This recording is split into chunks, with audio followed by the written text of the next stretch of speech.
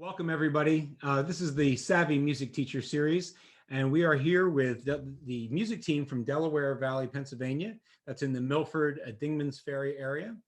And my name is Keith Hodgson. I'm Director of Music Education at the University of the Arts and currently serve as the Eastern Division President for NAFME. And I also work for Zezwitz Music as an educational director. So we're here to talk about recruiting and retention. And so why don't you guys introduce yourselves? Do you want to start, Ryan? Yeah, sure. My name is Ryan Curchoe. I'm a band director here at Dingman, Delaware Elementary and Middle School. And I've worked in the Delaware Valley School District since 2007. Great. And Sarah? My name is Sarah Maurer. This is my 6th year working at Delaware Valley School District. I'm the elementary band director at Delaware Valley Elementary School and Shohola Elementary School. And Jessica? Hi, I'm Jessica Stokes, and this is my 10th year in the district. I teach K-5 general music at Shohola Elementary School and beginning band at Dingman, Delaware Elementary School. Great, fantastic. So, I'm curious about back in the spring, what discussions took place as you approached the end of the school year and you were concerned about starting students and recruiting and retaining your students in your program? I'm sure that is a discussion that every elementary, middle school, probably high school teacher all were thinking about and were having with their colleagues. So what kind of discussions took place among you guys? Well, in the spring, obviously everything really got turned upside down like that.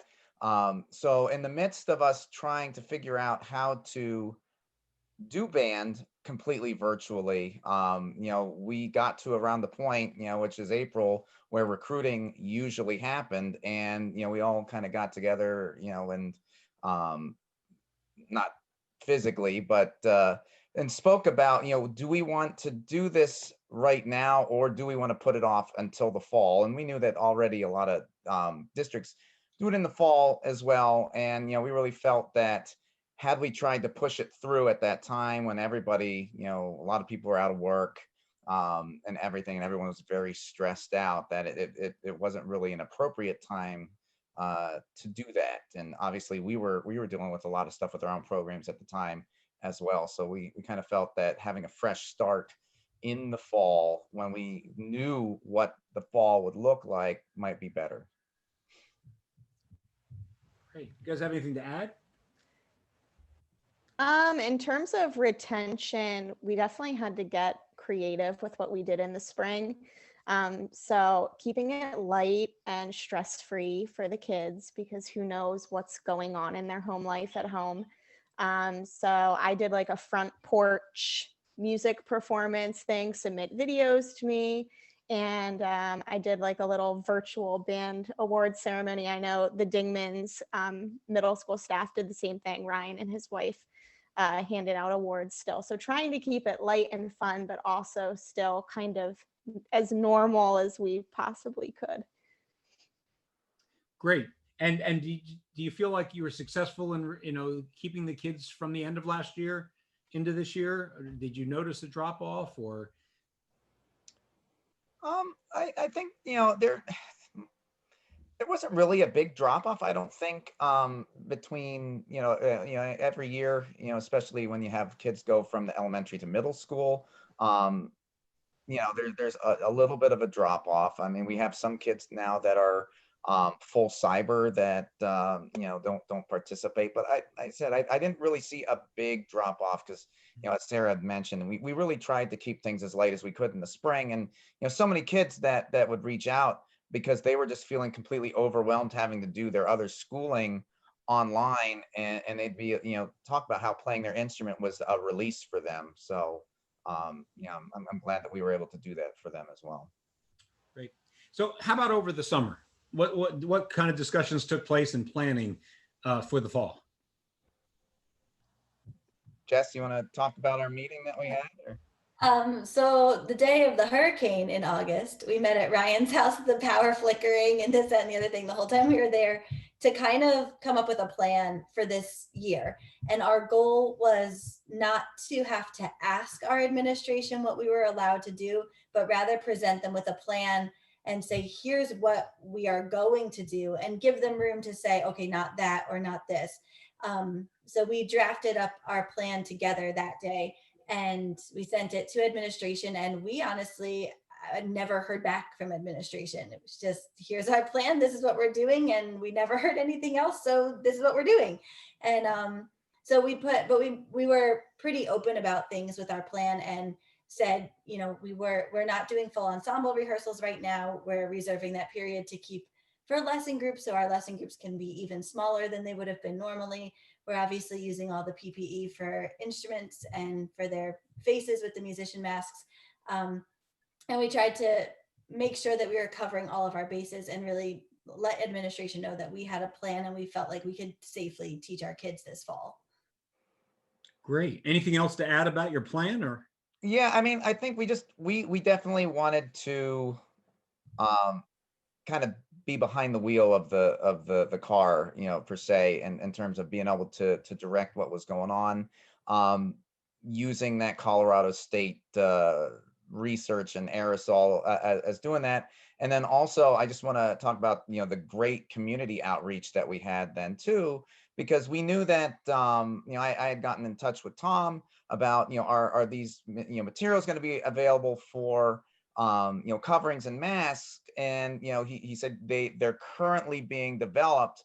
But, you know, when we talked, we said, well, how long is it going to be? So we found some patterns and everything, and presented it to the community, and had a great outreach of, you know, parents and just, you know, community members that have been making just regular masks help us making the window masks and the instrument coverings as well. So that we were able to really get started on day one with the materials that we needed for safely doing band. Wow, it's incredible from the community. Great support. Great. Well, let's talk about how the fall's been going. Can you talk about some of your successes? And we can also talk, why don't we talk about successes first, and then we'll talk about some of the challenges that you've dealt with as well, because I'm sure there are. So we'd like to talk about some of your successes, your implementation of your plan. Sarah? I think when we rolled out the plan at the beginning of the year, I know we all sent the plan home to parents as well in our recruitment paperwork. And I was anticipating lots of questions about safety and didn't get any questions about safety. So I guess we were super thorough and made it really clear that we really had safety at the front of our mind. And I had a recruitment goal, set the bar real low for myself. But I met my goal at each of the buildings. I mean, it's lower than it's been in years past, but given the world that we live in right now, I think we're all pretty happy with our numbers. Can you talk about what you did in terms of recruiting, how they picked instruments, how you showed instruments, how you did the recruitment process? Ryan? Yeah, well, we had a virtual recruitment night. Obviously, you know, what we usually do is have a recruitment night in the auditorium, allow the kids to try the instruments out, all of that, which obviously could not happen this year. So, you know, so we definitely took advantage of the Zeswitz site that was put together with the videos and the demonstrations and everything. But what we did was we had two meetings on the same night, one at 6, one at 6:30 via Zoom, where we allowed the parents and students to come in, and we had an interactive meeting where we presented what the program was like, and then had a question and answer session. So how did you communicate with incoming students? Like, did you start in 4th grade? So yeah. How did you reach out to all the 3rd graders? How did you communicate with all the 3rd graders and their parents? The general music aspect of my life was big on band promotion in my 3rd grade. And I shared all my materials with the elementary general music teachers at both of the other buildings so that they could do the same. And then our district is using Schoology as our learning platform this year. So all of us were kind of pushing everything into all of the fourth grade, homerooms. And I also did the instrument families with my third graders in the spring, so that they kind of had an idea coming in. So I know that like the general music teachers, we were trying really hard to help get the band stuff rolling as well, and putting it all out there to as many of the kids as we possibly could in each of the buildings, which I think helped reach all those parents that needed to find the information. Great. And I think too, because we are both in person, but also there are students that are Zooming, the parents were, I think some of them were surprised that we were also offering it to those students at home that are Zooming. So we definitely invited them to join as well, with hopes that, whether it's sometime this year that they do come back in person, or even next year where they can, pick up where we left off this year too. So. Can I ask about for the students who were Zooming from home, did they have instruments delivered, shipped, or did they pick them up at the school? How did the instrument delivery work out with new rentals? I know most of my beginners at Dingman's picked them up at the school. I would bring them down to the office once I got there and put their name on it, and then let the parent know that it was there for pickup. And that seemed to work out pretty well for most of them.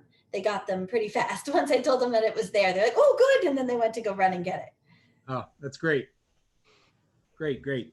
All right, so let's talk about some of your successes. Any other successes you want to touch on? I think something that we did this year that we haven't always done in years past. Normally we put a cap on beginning percussion students. This year we didn't. We kind of gave, I gave every kid their first choice. I think Ryan has 13 beginning percussionists. I have 3 sections of percussion. Yes. So. I have 11, but at least the kids are playing. So I would have 50 percussionists. I don't care. Yeah. Well, you know what? You can always be switching them to another instrument in a year or two, and think about the rhythmic, background they'll have and counting and so forth. So that'll work. How about some challenges? What kind of challenges have you been facing since we started? Well, at the middle school, we are having ensemble. So at the beginning, when I was still getting used to teaching both live and Zoom students at the same time, on a full day, I'd have about 40 kids in front of me, and then, another 20 or so online, and just kind of juggling back and forth was very interesting, to say the least, and exhausting. Just kind of getting used to it. I mean, now it's just kind of like we go, and then they either put their virtual hand up or they'll type in the chat, because I mean the way it works is obviously when they're all playing at the same time, they are muted because of the lag. I tried that once and I was like, that can't work, because I actually have these headphones that are open ear, so I can hear them if they need me, but I can also hear the band. But with the lag, that definitely did not work. So I think it just I think I said to you last week, it's kind of like that we're building the plane as it's in the air already, and kind of figuring out, well, nope, that doesn't work, or this does work. So I think just the live and online aspect at the same time was a bit challenging at first, but working out pretty well now. That's great. How do those kids feel, the ones that are Zooming from home? You get any feedback from them or their parents on how they're doing or dealing with it?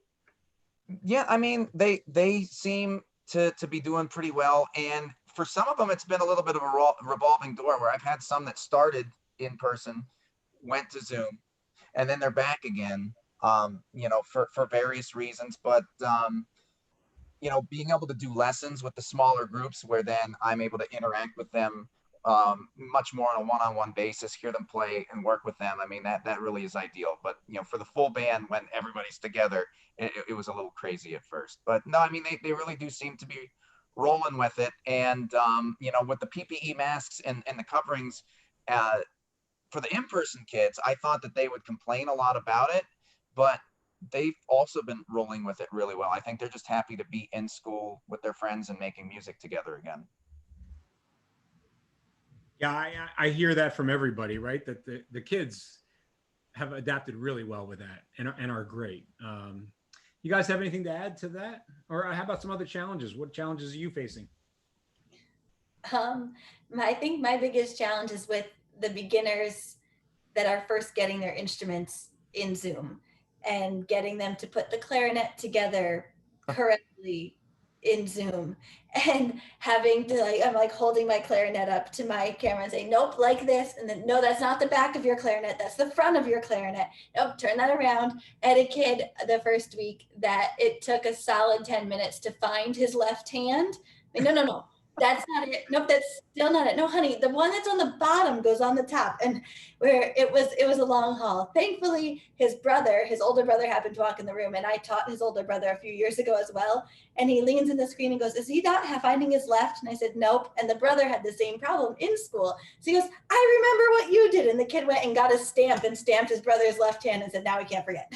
Because I used to stamp this kid's hand every time he walked in because he wouldn't remember which hand was left.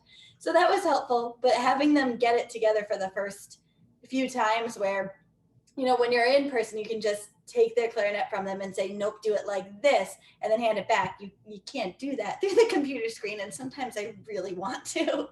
But other than that, we've been doing okay. Oh, that's great.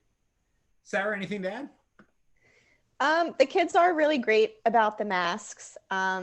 With the beginners, everything just takes a little bit longer because of the mask, because they're learning how to hold the instrument and they're so worried about where to put their fingers. Once they have their fingers set, then it's kind of like, oh man, I have to get this in my face too. Take the hands off, like find the opening. We're moving a little bit slower than we normally do, but that's okay. They're happy. Great.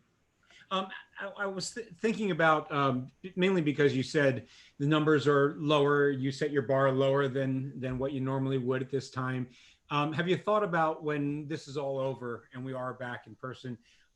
Are you planning to have some on ramps after the beginning of fourth grade where students can join the band program as they move through into sixth grade, seventh grade? I don't know if you normally usually teach beginners at that point, but have you thought about the possibility of doing that as we move forward? Yeah, on our side of the district, which I'm pretty sure on the DV side as well, I take beginners all the way up through sixth grade. So I also have a handful of beginners in sixth grade right now that I'm teaching up at the middle school. Because like I always tell them, a sixth grade beginner is going to be moving at a much more rapid pace than a fourth grade.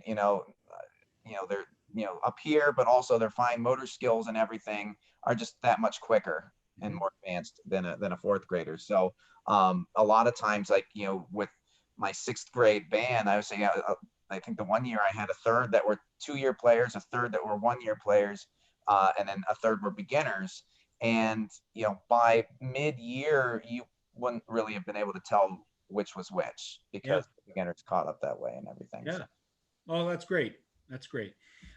So I'm also interested on your overall K-12 music team, elementary, middle school, high school, how you guys communicate, how everybody gets along, how you plan district wide for your overall music program. What kind of thoughts do you have on kind of functioning vertically as a music team? Well, we tend to meet together we've been meeting in Zoom department meetings lately. And then we break out into our own subsets of things. So we're trying to help each other, I think, the best that we can.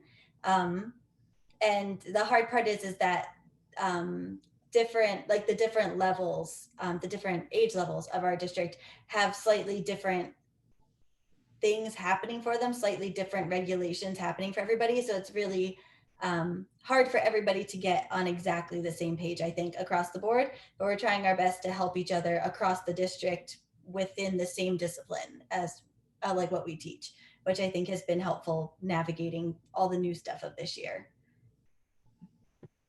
Any other comments?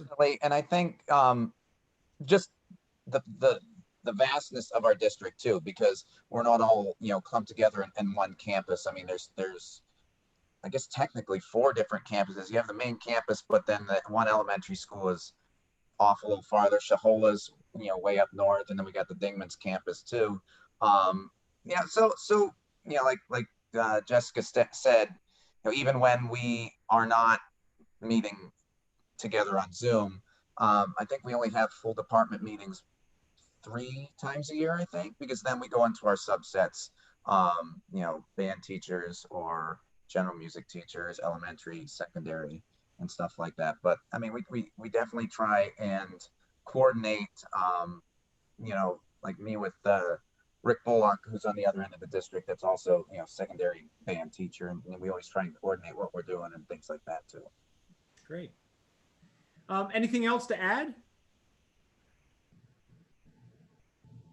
Well, great. Well, listen, thanks very much for joining me in this conversation on recruitment. And you guys are doing a great job starting this year, and you can tell from your outgoing, positive personalities, your students are very lucky to have you, and so thank you for all you're doing for your students. And so thank you for joining us. Take care.